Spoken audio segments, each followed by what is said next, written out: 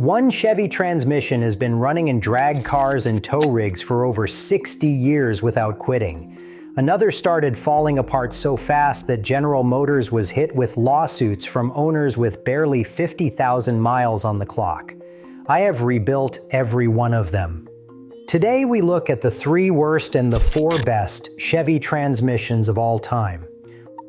Worst number 3, the Turbo Hydromatic 200. This is the transmission that taught me GM will absolutely sacrifice your drivetrain to save $12 on a production line. Back in the late 1970s, GM was building the Turbo Hydromatic 350, which was a perfectly good transmission. It was tough and reliable, and mechanics loved it. But somebody in the accounting department decided it cost too much to produce. So GM designed the 200 as a cheaper, lighter replacement and started dropping it behind V8 engines in Chevrolet Malibus, Monte Carlos, and even some Camaros. The problem was obvious the second these cars hit the road. The 200 had a thinner input shaft, weaker internals, and it simply could not handle V8 torque. I worked on a 1979 Chevy Malibu where the owner burned through 2 of these transmissions in under 60,000 miles. That is not a fluke. The 200 was never built to do the job GM gave it. The 350 it replaced could run for 200,000 miles without breaking a sweat. The 200 was lucky to make it past 70,000. GM eventually killed it off and brought back the stronger design, but not before thousands of Chevy owners got stuck on the side of the road, wondering why their transmission just grenaded itself. If you ever see a used Chevy from that era and somebody tells you it has the original 200 still in it, walk away. Actually, run. But this next one has a design that is even dumber because at least the 200 was a simple transmission that just was not strong enough. This next one was a Frankenstein experiment that never should have left the drawing board. Worst number 2, the Doug Nash 4+3. Alright, this one is personal because I think the 4+3 might be the single dumbest transmission concept General Motors ever approved for production. From 1984 to 1988, Chevrolet put this transmission in the 4th generation Corvette. They took a regular 4-speed manual and bolted an automatic overdrive unit onto the back of it. So you shift the manual gearbox yourself, but then the car electronically engages overdrive on the top 3 gears to help with fuel economy.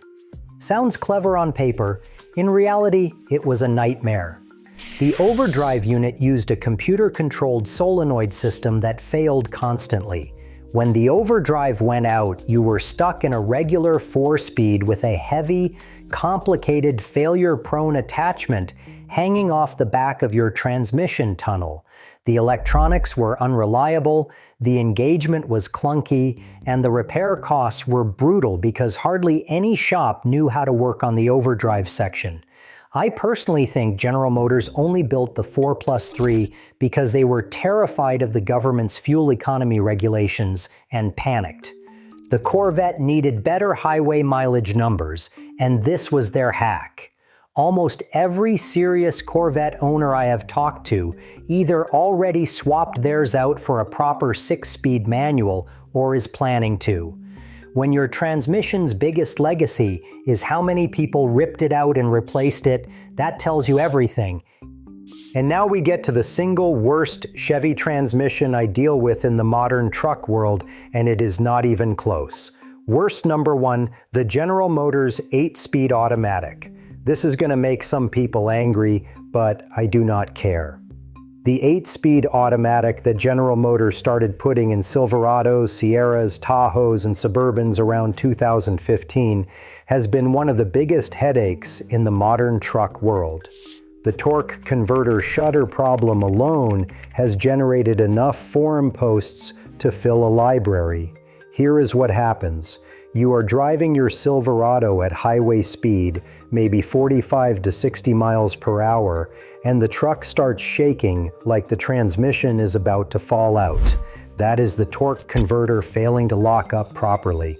General Motors' official fix was a transmission fluid change to a new reformulated fluid. Some owners said it helped. Plenty of others said it came right back within 6 months. The lawsuits started piling up. Owners were looking at $4,000 to $6,000 repair bills on trucks with 50 or 60,000 miles. These are not high mileage beaters.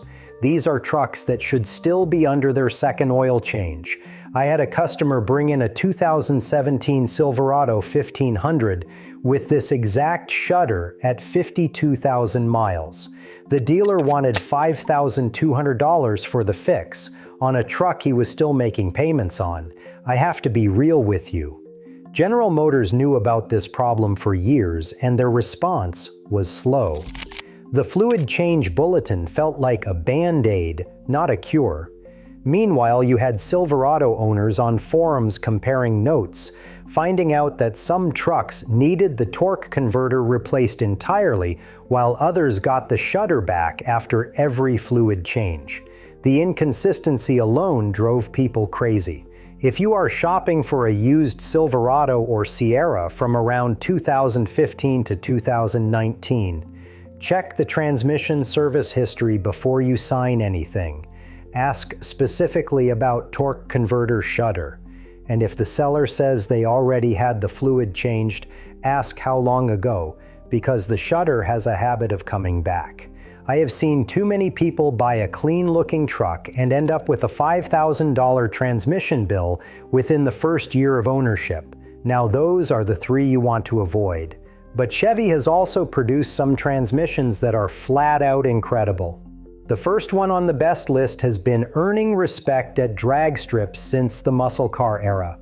If you are learning something new about Chevy transmissions, hit subscribe. I cover this kind of stuff every week, and the best 4 on this list are the ones worth knowing about. Best number 1. The Rockcrusher 4-speed manual. Chevy built this 4-speed Muncie gearbox in the late 1960s and dropped it into every serious muscle car they had. The Chevelle SS 454, the Camaro Z28, the Corvette. If it had a big block under the hood, the Rockcrusher was the transmission behind it. It got its name from the sound it makes. The gears inside this thing whine so loud you can hear it over the engine, and that sound became legendary at drag strips across the country. This gearbox could handle over 500 horsepower without flinching, at a time when that kind of power was absolutely insane. But the craziest part about the Rockcrusher is not the power it handled, it is what these things are worth today. I had a customer bring in a 1970 Chevelle SS with the original Rockcrusher still shifting perfectly after 50+ years. Try finding any modern automatic that can say the same. What I love about this transmission is that Chevy did not try to make it quiet or smooth. They built it to survive. Strength over comfort every single time. You could bang through the gears at redline all day long, and the Rockcrusher just took it. Original units in good condition sell for $5,000 and up at swap meets, sometimes a lot more if the casting numbers match a desirable car. The reproduction market is booming because hot rodders and restorers cannot get enough of them. General Motors stopped making the Rockcrusher in 1974, but demand has never stopped. 50 years later, people are still paying serious money for a 4-speed manual. That tells you how good it was. Now, if you thought a 4-speed manual was simple, the next transmission on this list makes the Rockcrusher look complicated. It only has 2 gears, and it might be the most dominant racing transmission ever built. Best number 3, the Powerglide. Just 2 gears, first and second, nothing else. I will argue with anyone that the Chevrolet Powerglide is the single most successful automatic transmission in drag racing history. Chevy introduced the Powerglide in the early 1950s as a dead simple automatic for everyday cars. It went into Bel Airs, Impalas, and Chevy sedans throughout the 50s and 60s. The magic happened when drag racers got their hands on it. Because the Powerglide has only 2 gears, there is only one shift. One shift means less time lost between gears, and less complexity means fewer things that can break. That simplicity made it nearly indestructible under high horsepower loads. Drag racers started running modified Powerglide transmissions behind 1,000+ horsepower engines, and these things just kept living. A buddy of mine runs a 9-second Chevy Nova at the local strip with a built Powerglide behind a supercharged small block. He told me he has made over 300 passes on the same transmission without opening it up. 300 full power launches. That is absurd. A typical 3 or 4 speed automatic has dozens of extra components inside the case, each one something that can fail. The Powerglide has a fraction of that. When you do need to rebuild one, you can do it on a workbench in a few hours with basic tools. The parts are cheap and available everywhere. Here is what blows my mind. GM stopped producing the original Powerglide in 1973, but aftermarket companies are still manufacturing brand new Powerglide units today, specifically for racing. Over 50 years after GM discontinued it, the demand is still there. You cannot kill this transmission's reputation. If you have ever been to a drag strip and watched a car launch, there is a very good chance a Powerglide was behind that run. The Powerglide and the Rockcrusher both earned their reputation on the strip, but the next transmission earned its reputation the hard way, behind diesel trucks and 1-ton rigs that beat on it every single day. Best number 2, the heavy-duty 4-speed automatic. If the 8-speed is the transmission that gives me headaches, this one makes me smile every time I see it roll into the shop. The heavy-duty 4-speed automatic, sometimes called the 80, is what General Motors put behind their big engines in 1-ton trucks, Suburbans, and heavy-duty rigs, starting in the early 1990s. And it might be the most overbuilt automatic transmission General Motors ever made. General Motors built this thing to take the beating from big block V8 engines and turbo diesel trucks. The case is enormous, the internals are beefy, and it just refuses to quit. I have personally seen 2 of these transmissions go past 300,000 miles on original internals with nothing more than regular fluid changes. One was in a Chevy Suburban that a guy used to tow his boat every weekend for 15 years, and the transmission was still shifting clean. But the truck guys are not the only ones who figured out what this transmission can do. The hot rod community figured out pretty quick that this transmission could handle serious power. People swap it into everything from classic muscle cars to off-road rigs to diesel trucks making 600+ horsepower. It handles the abuse and keeps working. That is not marketing. That is just what I have seen on the lift over and over again. The only downside is weight. This is a heavy transmission, and it is physically large, so it does not fit every application. But if you have the room for it and you need something that will survive whatever you throw at it, the heavy-duty 4-speed automatic is the answer, and it is not even close. So if the heavy-duty 4-speed is that good, what could possibly beat it for the number 1 spot? The transmission that inspired it, the one that started the whole reputation. And if you have been around Chevy trucks or muscle cars for any amount of time, you already know what it is. Best number 1, the Turbo Hydromatic 400. The 400 is the greatest automatic transmission General Motors has ever built, and I will take that argument to the grave. GM started building the 400 back in 1964 and put it behind everything. Corvettes, Camaros, Chevelle, big blocks, and full-size trucks. When you need a transmission that absolutely cannot fail, this is the one you grab.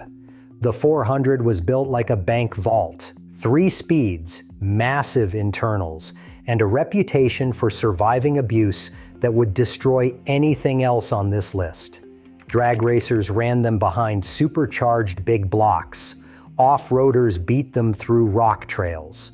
Tow rig guys pulled 40-foot trailers across the country, and these transmissions just kept shifting. I rebuilt a 400 last year out of a 1972 Chevy that had been sitting in a barn for 20 years. I put fresh fluid in it, new seals, a filter, and the thing shifted like it just rolled off the line. 50 years old and still working. GM got the engineering right the first time. And when I tell you that GM put this transmission in military vehicles, I mean actual combat equipment. If the military trusts your gearbox to work when lives depend on it, that is the ultimate endorsement. You can still find used 400 transmissions at every junkyard and swap meet in the country, and rebuilt units are everywhere. And the best part is, they are one of the simplest automatics ever made to rebuild at home. If you can follow a manual and use basic hand tools, you can rebuild a 400 on your garage floor over a weekend. I have walked customers through it over the phone. That is how simple the whole job is. GM has built a lot of transmissions over the decades. Some of them were brilliant, some of them were cost-cutting disasters. But the 400 sits at the top because it earned that spot in shops, on strips, and on highways for over 60 years. If you own any Chevy truck or car, I made a video covering 15 expensive mistakes that Chevy owners keep making over and over. Some of these will void your warranty, and a couple of them can kill your transmission. If you just sat through this whole video learning which transmissions to trust, you need to make sure you are not accidentally destroying the one you have. Watch that one next.